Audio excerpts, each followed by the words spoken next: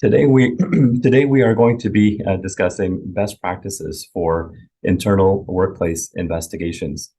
Many of you know that when you receive a complaint of harassment or discrimination, you have to look into that complaint. You can't just ignore that event. And oftentimes, looking into the complaint and preparing a response involves conducting an investigation. Now, an investigation contains several steps, and mistakes can be made at every step along that path. So today we want to take you through the different stages of an investigation and provide you with best practices so that you can conduct investigations that are going to stand up to scrutiny.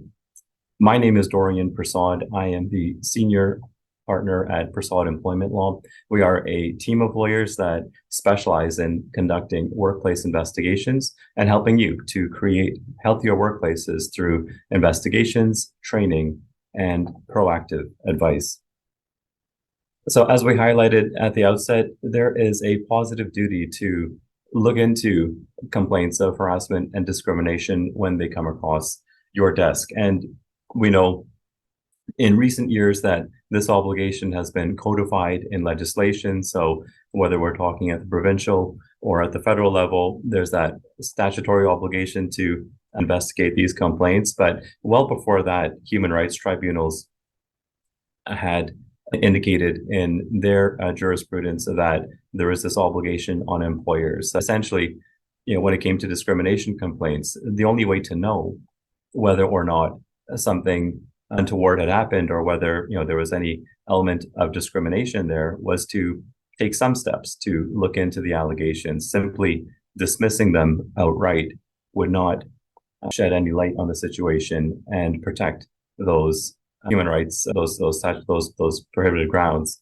and those rights that were established in the Human Rights Code. So we always have that obligation as employers to look into these allegations, and then as the years have gone by, that obligation has crystallized more clearly. We're going to be focusing today on the internal investigation and, again, how to keep those investigations on track. And one of the first things questions that you want to ask yourself once you've decided, look, this is something that we need to investigate and we're going to do that investigation in-house. One of the first questions you've got to ask yourself is, do you have the expertise to conduct the investigation? And I'd like to share the story of one of my clients for the sake of confidentiality. Let's call her Stacy, and she is the director of HR at a college. And we meet Stacy sitting in front of her laptop, looking over the broken pieces of her investigation interview. She had just interviewed a professor who was the responding party in a bullying and harassment complaint. And that interview did not go well. Stacy was struggling from the get-go. She was on the defensive. The professor came after her, from the outset of that interview, and he was raising questions about the college's policies and whether or not they were followed. He was raising questions about the bringing up facts in the case and the history between the parties that Stacy had no knowledge of. And she did not feel comfortable. She had that deer in the headlights look. She wanted out of that meeting pretty quickly. So she did everything she could to collect as much information as she was able to and bring that event to a close. But as she looked over her interview notes, she realized that she had backed away from the fight, and she hadn't held that professor accountable the way that she had planned to going into the meeting. And she thought about the students who had come into her office complaining about the bullying and the intimidation that they had experienced, and they were in tears in her office. And she made a commitment to herself that she was going to look into this and make this situation right. But as she sat there after the interview, her feeling was one of failure. And she realized that she had let these students down just when they needed her most. And I think all of us can relate to that, right? We've all been there where we've had that heart and that commitment to do the right thing, but for whatever reason, it didn't play out that way. And we ended up disappointing the person or the people that we promised not to. So you can put yourself, you can have your heart in the right place, but you can put yourself in a position to fail if you're just not well equipped for that event. And you got to make sure, as HR professionals, that that you're being honest about the situation that's in front of you, and that you've got the tools in house to really conduct a robust investigation and ask the tough questions of the folks that are involved. Yeah. The other point here is whether or not you can, excuse me, whether or not you can conduct the investigation and give an unbiased assessment of the evidence. Right? Can you really look at these facts and the evidence in a neutral way? We have the example from Bouchard and Walmart, which is the case that came out a few years ago, where the employee Boucher complained about verbal harassment and abusive conduct from her manager. And it got to the point where she filed a complaint to Human Resources about the issue. Walmart conducted an investigation, and it's unclear from their notes whether or not they met with all of the relevant witnesses in the matter. And when they came back to Ms. Boucher to report their findings, they said, look, you've made all of these very serious complaints, but essentially they're all unsubstantiated. We couldn't find anyone to corroborate what you are complaining of.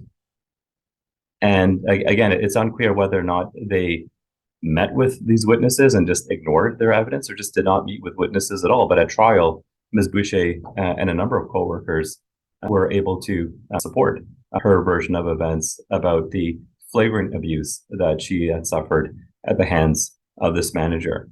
So it looked really bad on Walmart in that case to have conducted this investigation, to either not have met with key witnesses, or essentially to have glossed over and ignored that evidence, and essentially curate the investigation report that best supports the manager and completely ignores the concerns of the employee.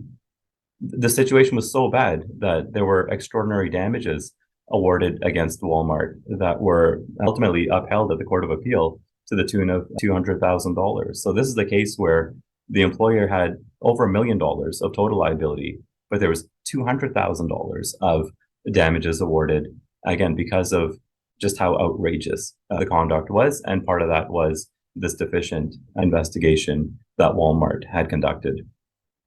So you got to be honest if you're undertaking this work in-house, that you can do it in a way where you're going to appreciate all of the evidence and essentially go where the evidence leads you. The other point here is making sure that you're able to conduct the investigation and avoid even the appearance of bias.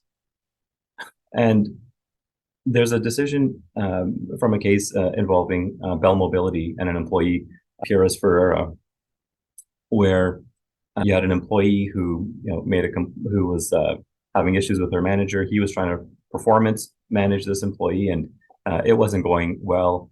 And frustrations reached to a climax, and one day everything came to a head when this manager shoved this employee, and it was hard enough for her to move a few feet, and she fell into a filing cabinet, and she never came back to work. And after she filed her complaint, Bell Mobility appointed an internal HR manager to investigate the complaint.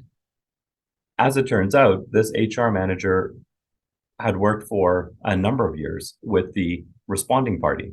They were good friends. They socialized outside of work, and they played golf together occasionally.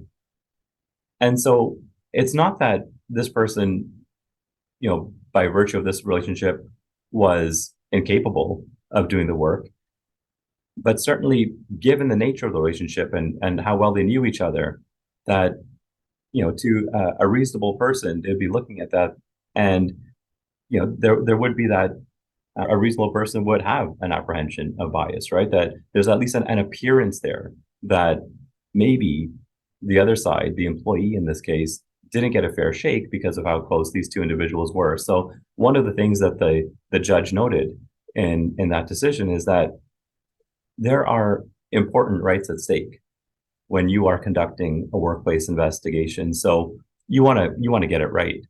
You don't have to do a perfect job, but certainly you want to put together a process that's going to, stand up to scrutiny. And one easy thing for you to do is to make sure that the process itself is free from, the appearance of bias, so that the parties can have confidence in the findings at the end of the day.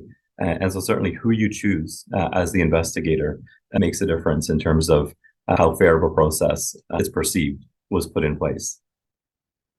Okay, so you've decided to initiate this investigation. And one of the first steps at that first stage is meeting with the complainant to review the allegations. You would be surprised at how many cases the employer doesn't take that step, or the investigator doesn't take that first step to meet with the complainant to verify all of their allegations. So if we go back to that Bell Mobility and Pires Ferreira decision, Ms. Pires Ferreira filed a written complaint, and the employer thought, okay, well, this is clear enough. We can take this and run with it. They never thought to sit down with her to make sure that they had the full story, and that these were all of the things that she was complaining of, and that they understood all of the nuance to her experience.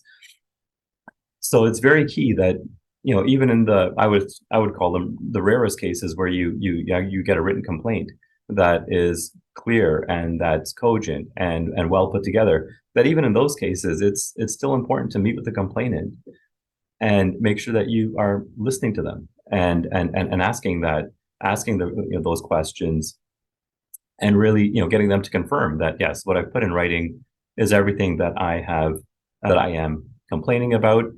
You then, as the investigator, can draft the particulars of the complaint, but more importantly, that helps you to confirm your mandate.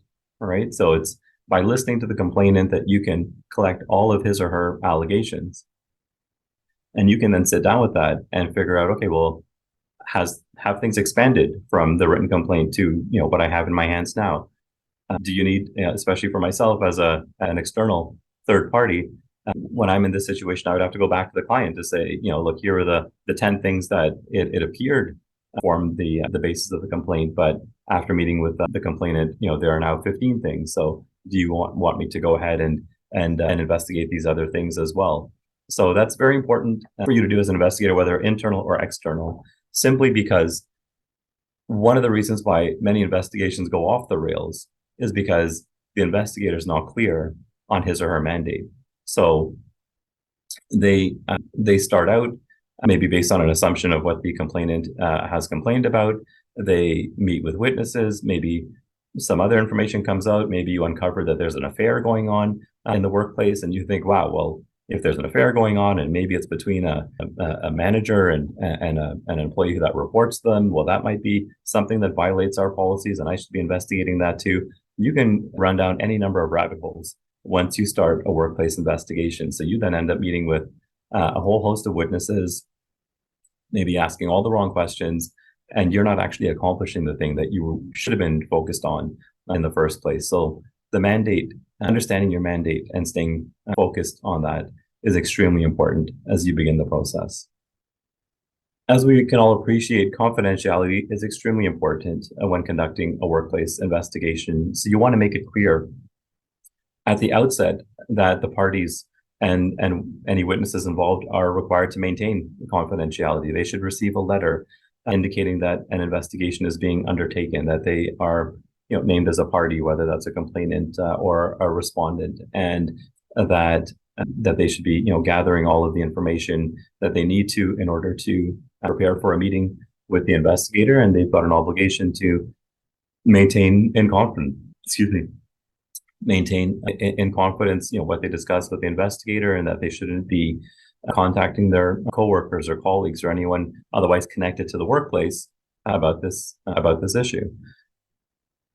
And there's no magic in terms of that statement. The duty of confidentiality would still apply there in terms of those obligations to maintain this information in confidence. But you want to make it clear, because that may not be intuitive to everyone that participates.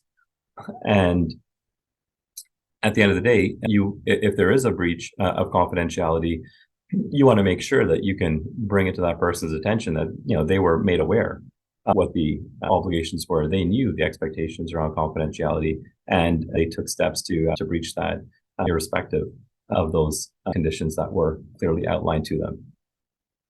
Another thing that you want to do is give notice to individuals to preserve evidence for the investigation. So these days, a lot of key evidence, we find in the form of text messages, right, on people's cell phones, emails that have been exchanged, right? There's a lot of very helpful electronic information that is collected during the course of an investigation, and that's very helpful in terms of, both determining what happened or making credibility assessments at the end of the day. So you want to make sure that you are letting individuals know that they have an obligation to preserve confidentiality, preserve this evidence as at the outset of the investigation. When it comes to collecting evidence, we know that many of us are conducting these interviews via video conference these days. So you want to make sure that, in that virtual setup, that there's nobody else in the room, right? So that's just a simple thing that when it comes to preserving confidentiality and just making sure that you're getting the best evidence from the witness and he or she's not being coached, you want to make sure that, that's an easy question to kind of ask at the outset, is just getting that confidence in terms of, where the other person is located, and is it a secure office or other location, in their home, where there's going to be some privacy, and, who else is there in that room. You want to be aware of those dynamics. You also want to make sure that the individual is not recording the interview. We've had situations where witnesses and are think that it's appropriate to do that. I'm thinking more in the school board context here, where you may not be interviewing an employee, but you might be interviewing a student or their parent about events that they are complaining of, and those individuals maybe don't have the same level of sophistication and knowledge about what's appropriate and what isn't, right? So that's a situation where you can't assume that they're not recording the event. You need to ask that question and make sure that that's not taking place. Another mistake that we see made at this collection of evidence stage is just failing to take adequate notes or record the interview process. And it's very important when when I'm looking back over, when I'm asked to help a client get an investigation back on track, and I try to go over the record of what's been done to this point. Sometimes I look at a transcript and it's not clear what question was asked to generate a certain response. And when that happens repeatedly, it's really difficult to just even put the entire interview together and piece together if someone's making an admission or not, or if determining what kind of weight do we put on their evidence, what have they actually said, what have they admitted to. You can't really put these things together without knowing the question that was asked. And so these days, because these interviews are being conducted virtually for the most part, it's really easy to hit record and just record the interview and generate a proper transcript afterwards. I like to actually do both, record the interview and take notes at the same time. It just keeps me focused and helps me in real time if I need to go back and verify what somebody said or to see if they actually answered a question. I'm able to do that in real time. But some of you might work on a team where you've got someone who might be able to serve as a dedicated note keeper, and you've got that benefit. So definitely take advantage of that. But record keeping and making sure you're recording the questions and answers when you're collecting evidence is extremely important. And I see that that's not always done well in some of the interviews that I'm evaluating. And then another piece here is having the witness confirm the accuracy of their statement. So once you prepared a transcript, you can meet with the witness afterwards and share a copy of that and say, look, can you review this and confirm that this accurately reflects what we discussed the other day, and they can confirm the accuracy of that statement. That's helpful because sometimes where that isn't done, and if you don't have a recording of the interview, you're left in a situation where the responding party or any other witness might say, well, you've made certain conclusions and you said that I said this thing, but I deny it. I deny saying this to you during the interview. And if you're in that situation, the best place to be is to be able to go back to the transcript and to say, well, look, I have a recording here, and I have a transcript here, and you signed off on this, admitting that this was accurate. So that's ultimately where you want to be. Or, as I said, if you've got an audio or a video recording of the interview, that's going to help you as well. Where you don't want to be is, where it then becomes a toss-up in terms of, was this said or not during the interview, and depending on the how often that's happened, depending on how many instances that's are being contested, and the weight that you're putting on this individual's evidence, that can really undermine your entitled report, right? The whole investigation could unravel based on someone, indicating that you've inaccurately captured their evidence. So you want to make sure that this is something simple that you can do to avoid that confusion going forward. And I've included here in the materials just a sample statement that you can get the individual to sign after their interview with you. Procedural fairness is extremely important during the interview process, and when it comes to that, collecting evidence is, we want to make sure, just as we met with the complainant and we gave them an opportunity to tell their story, we want to make sure that the respondent has an equal opportunity, not just to tell their story, but respond to the allegations. So you want to give them enough time to prepare for that interview, and then to go through the evidence and their response to the allegations that have been made. Finally, on this collection of evidence piece, you want to make sure that you're able to reconcile conflicts in the evidence, and meet with witnesses, and you want to make sure that this is the stage where you're reviewing the documentary evidence, and maybe there's video footage or text messages, and you're really doing that difficult work of reconciling the conflicts in the evidence to make a conclusion as far as which story makes sense. And that's essentially what you're trying to do with the investigation. Is you're collecting all of this evidence, and at the end of it, you're weighing and you're looking for something that makes sense, right? And you're not having to prove anything beyond a reasonable doubt, right? We have to remember that the standard of proof in an investigation is the civil standard. It's on a balance of probabilities, or some people think of it as 50% plus one, right? Is it more likely or not that something occurred the way that one person described versus the other? And there's a leading case in terms of credibility, Farnia and Chorney, and what the court said in that case essentially was, you can't look for how confidently somebody spoke on the witness stand, or you can't look for how confident someone looked in the witness stand. You're really testing their evidence, and ultimately you're looking for stories that make sense. So you're listening to their story, and you're testing that against what other witnesses have said, and you're looking at the emails and the text messages you received, and you're looking at the timeline of events, and you're just trying to figure out, which one of these jives more with reality, which one is more consistent with the other evidence that you've collected. What story here seems more reasonable, and so you're looking for those things to line up to lead you in the right direction, so that you can make a conclusion. Right, so you're looking for, did this event occur? Someone has been accused of sexual harassment. Did they engage in that act that they're accused of? Does that behavior violate a policy? And if it does, is this is the responding party the person who engaged in that misconduct? So at its basic level, those are the things that you are looking to cover in your interviews, and then ultimately in your conclusions. And then at the end of it, we sit back and we pull all this evidence together. Now, this is the opportunity for you to look at the allegations and look at the evidence that you've collected, and make sure that you met with all the right people, right? And we go back to that Boucher and Walmart decision, where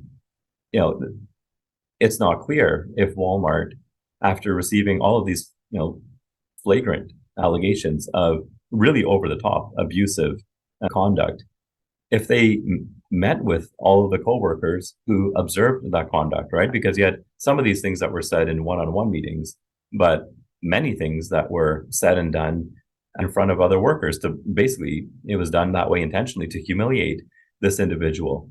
So again, if for the Walmart investigators to sit back at this stage and to not, and to reflect on the evidence and to not have met with all of the bystanders to the abuse. It was really an egregious mistake, and underscores why the court awarded the extraordinary damages that they did. So you want to make sure that you're kind of doing that debrief and making sure that you've digested the information and that you've really met with the folks that you need to and reviewed the evidence that you need to before making a conclusion.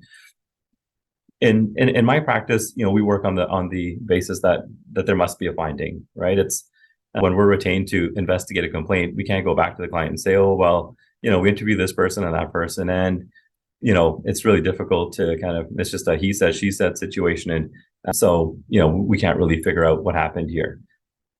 We're trained to make those credibility assessments and figure out, whose story makes sense. And we have to make a decision at the end of the day, whether that's based entirely on what two people said, or maybe there's other evidence that we can rely on to support our findings. And I would encourage you to do the same. I've seen a lot of situations where, in-house complaints escalated to litigation because the employee felt that, the investigation was undertaken. There wasn't any findings, one way or the other. And then it just to the employee felt like the employer kind of cocked out, and there's and that the respondent, again, this is the employee's feelings, that the respondent kind of got away with the conduct.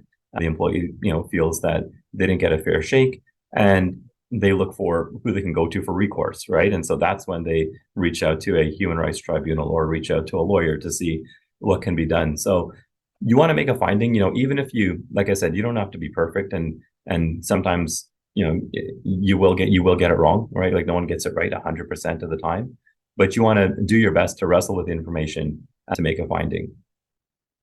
In terms of your reporting, it's really important. One of the major mistakes that's made is folks don't provide a written report or conclusions to the complainant after an investigation, so that they might come back with a verbal report back, or they might just come back and say, look, we conducted the investigation. We're not going to tell you, what the conclusions were, but we're just going to let you know that we're dealing with the situation going forward. And that doesn't provide any peace or any sort of closure to the employee, right? Like they've, brought this complaint forward expecting that something will be done, even if the complaint isn't upheld at the end of the day, even if there isn't a finding of any policy violations. You want to at least meet with the individual and let them know, look, here are the 10 things you complained of, and here's what the investigator found, and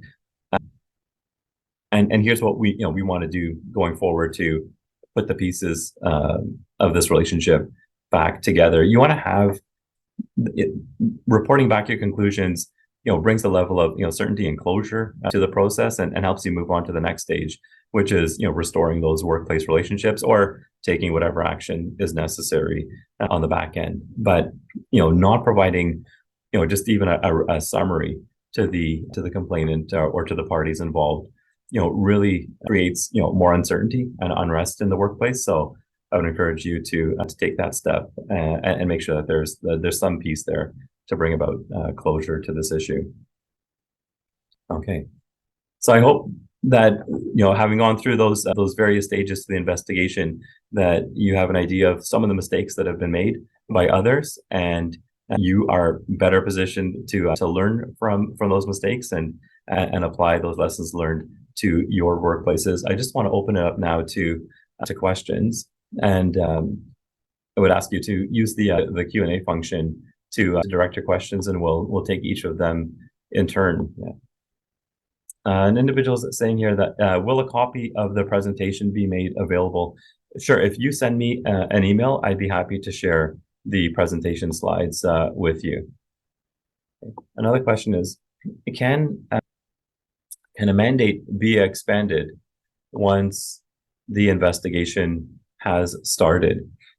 And the answer to that is yes. Once the investigation, just because the investigation has started, if there are new allegations that arise that warrant an investigation, it's up to the investigator to bring those concerns to HR, and for the advisors and managers to approve the necessary course of action. So given that you've got an investigator already engaged looking into these issues, to the extent that there are related issues that have been brought up, it just may be more efficient to have that investigator deal with everything at that time. But again, it's really a judgment call, right, based on the circumstances of the case. So you'll have to just look at that as the situation arises. But certainly, the mandate can be expanded as more information is learned, by the investigator and HR. Okay. A question here. The question is, can you please explain balance of probabilities? So balance of probabilities just talks about the evidentiary standard and the level to which you need to prove that something happened. And many of us are familiar with criminal law. And in terms of a criminal charge, the prosecution has to prove that charge to a judge or a jury beyond a reasonable doubt, right? So you have to prove beyond a reasonable doubt that this person, committed this crime. When we talk about balance of probabilities, we're talking about a lower standard than beyond a reasonable doubt. We are, again, one way to understand it is 50% plus one. Is it more likely than not that something happened? And so that's the basis on which you are approaching the task of an investigation. You're asking questions, getting all the evidence that you can. When you're weighing that evidence, you're trying to figure out, is it more likely or not that this thing happened? And that's the basis on which, or the evidentiary standard to which you are making your conclusions. Again, another question that we have here is, do we have to notify all parties involved in writing and get a document signed that we are initiating a workplace investigation? So certainly when you begin a workplace investigation, you want to advise the parties that you've received a complaint, and that as part of looking into that complaint, you're going to initiate an investigation. And here is who's going to be doing that investigation, whether that's an internal or an external person. You want to make the individuals aware that this process is ongoing. So absolutely, you don't want to undertake the process and then the first notification the person has that there's any issues as far as their conduct is when they get a call from the investigator asking to meet with them about the incident. So certainly you want to let both the complainant and the respondent know that there is that the employer has decided to initiate an investigation, and that they're to maintain confidentiality, and that they are to prepare to meet with the investigator so that they can make sure that he or she is able to get all the relevant facts from them. So it's certainly good practice to have a standard communication that you can issue to the parties when you commence an investigation. You don't need to get anything signed, right? So you're not asking them to sign off on anything. You're just simply giving them a letter outlining the process that's about to unfold. We have a question here. Do you share the full report with the complainant and respondent, or just a summary? I find that it's a good practice to just share the findings of the investigation with the parties. So the full report would be something that is submitted to management, and really that's at management discretion in terms of what they want to do going forward with that report. But generally speaking, it's that report contains a lot of confidential information relating not just to the parties but others who were involved, and sometimes the report might contain recommendations or legal advice. And so the best practice would be for just the parties to get a summary of the allegations and what the findings were on each of those allegations. Another question we have is, what's the major difference between an internal investigation and an external investigation?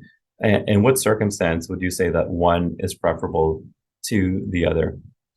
So there is no difference between an internal and external investigation in terms of the steps that are covered, right? So an internal investigation and an external investigation, they, as far as the steps that you go through, they involve exactly the same thing. The only difference is that the external investigation is done by someone outside of the organization, right? It's an external third party. And the reason why you would go with an external third party in some cases really relates to some of the factors that we highlighted at the beginning of the presentation. So one of them would be, do you have the expertise in-house to conduct the investigation? If you don't, then that's, an easy decision as far as when to retain an external person. Another reason would be, because of the, either the nature of the complaint and or who's involved, right? So if you have a complaint involving a high-ranking member of the organization, it's really difficult for an HR professional to sit across the table from a senior VP and ask that person difficult questions about whether or not they sexually assaulted their secretary or an intern at a workplace party, right? It's just unrealistic to think that the HR professional is going to feel comfortable sitting across the table asking those questions. I think those are difficult questions to ask in every case, but especially when you are asking questions of someone who is who ranks higher than you. It becomes difficult when you get the pushback from that witness. How much leverage do you actually have to go back and ask that person to answer the question, right? And to really probe, right? And push the way that you need to be effective doing this work. So that's depending on the how the relative power imbalance between the parties, I would say that's a reason to have it done by an external party. And another reason might be just how contentious the issues are and to what extent they might give rise to legal liability if there's something that's headed potentially headed for litigation. That's another example where you might want a neutral third party to come in and conduct a robust investigation. So at the end of the day, you and your legal counsel have a very good handle on what occurred, what the potential is for liability, and you can then take the appropriate steps from there. Another question is, are you required to conduct an investigation if the matter can be resolved between the parties? It was just a misunderstanding. Are you required to conduct the investigation? That's a great question.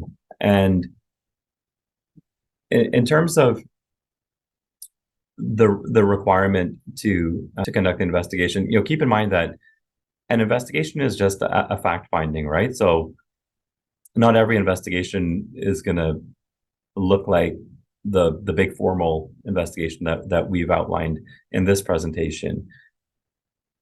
An investigation or a fact finding can simply be, you went to the complainant and they described their concerns, and then you went to the respondent and they admitted, yes, I did these things, or I said these things that were complained of. Like that's an investigation, right? So it's important when you receive a complaint of misconduct that you look into it in some way and do some sort of a fact finding. Just because it could be an innocent misunderstanding, that's not grounds to let it go. I can think of an example of a case where I'm investigating where there's a manager who's accused of speaking in a very casual way to a female employee and making references to her that she finds belittling. It's nothing sexual. It's nothing that's obviously demeaning, but it's demeaning to her. And really these are comments and ways of reading someone that you might have seen in the 80s, but it's just not appropriate in today's workplace, right? So we expect folks to be more aware of how they're interacting with others and to be mindful of their language. So something like that, I would say, even in that case where it seems very innocent and it's not being done with malicious intent, just because those things are true, it doesn't mean that you don't investigate, because one of the things that you're trying to do with an investigation is to change the culture.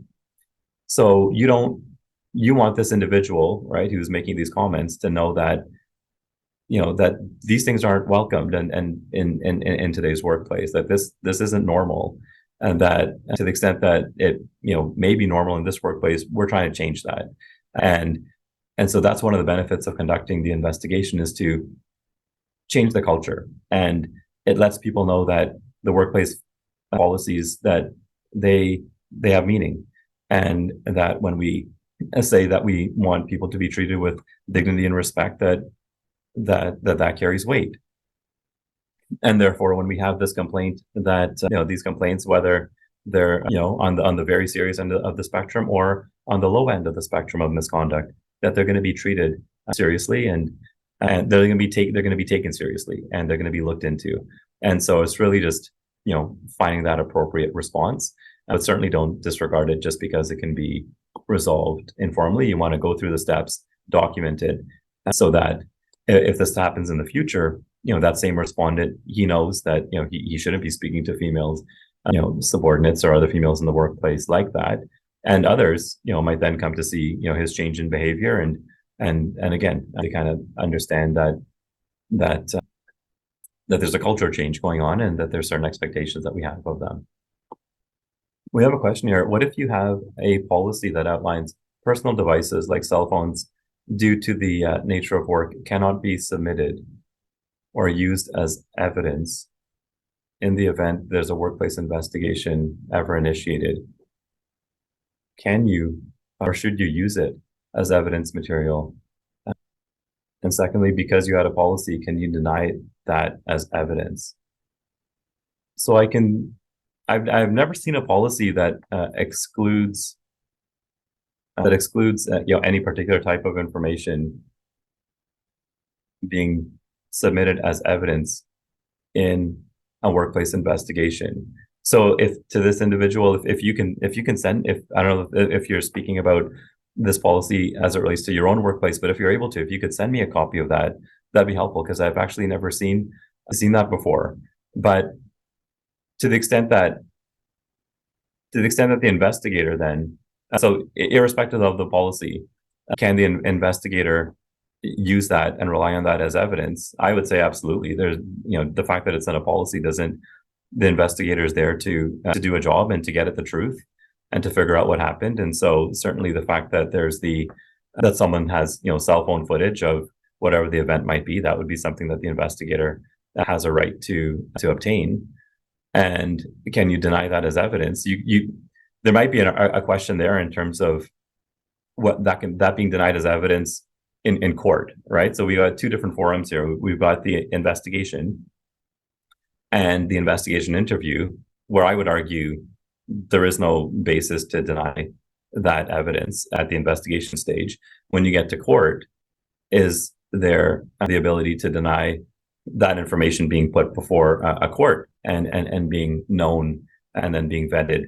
That is an open question. So it's arguable that at court that there are legitimate arguments that can be made in terms of the consent, whether or not there was consent for any folks in the workplace to use their cell phones and to take this information, to record information, and then for that information to ultimately be the basis of evidence and a complaint of misconduct. So so certainly there would be an argument there as far as admissibility in a legal proceeding, whether that's court or arbitration. But I would say at the investigation stage, no. If the investigation is conducted by a high-level HR person and not a lawyer, is the workplace investigation protected by privilege, even if the employer hires an external law firm down the road? The issue of privilege is a complex one, but generally speaking, it's really difficult to assert privilege over a workplace investigation and the investigation report. The best ways to do that would be where you have hired an external law firm to both conduct the investigation and provide, right, for the purpose of providing legal advice, or to support the provision of legal advice. And sometimes that investigation is conducted in the wake of litigation. Either litigation's contemplated or has already commenced, and then the investigation proceeds. So there might be an issue there of litigation privilege around the report. It's being generated, for the purpose of supporting one party's case. But as I said, there are a number of examples out there where courts have, kind of, pierced through those arguments of privilege and argue that the report be disclosed. So happy to have a more fulsome conversation with you on this point. There are a number of cases both ways. There are strategies that you can take, but to the extent that you conduct the investigation in-house, and that's done by an HR professional in-house, and that's the beginning of the process, it's really difficult to assert privilege over the investigation materials and the report once it's done by a non-lawyer, essentially. Another great question is, how do we respond when we are given the direction that we're not going to pursue this, a complaint when it comes from senior management? So if I understand the question correctly, is a good faith complaint comes into HR. HR is recommending that we pursue this and conduct an investigation, and senior management is saying, no, we need to shut this down. And so if I've stated your question accurately, how do you respond to that? Well, you want to make sure at the end of the day, you report to the employer and to your superiors, right? So you don't have you're not a free agent and not able to act independently, but you certainly want to document that the process in terms of that complaint coming in and the steps that you took to pursue it, and the decision that's made to shut down that investigation. And you also want to let senior management know the consequences to this. There is nothing preventing the Ministry of Labor from initiating a request as far as providing documentation and evidence of what your response was to a complaint of misconduct, right? Like someone can simply go to the Ministry of Labor, pick up the phone and say, look, I filed a complaint. This thing wasn't investigated. Can you appoint an inspector, employment standards officer to look into this for me? You then get the phone call as an employer, and it puts you in a very bad light, and you're just asking for an audit and an order made against you if you don't have any proof that you took steps to investigate the complaint. So I would say that and document that, if as far as what to say in response to having a potential investigation shut down. Okay.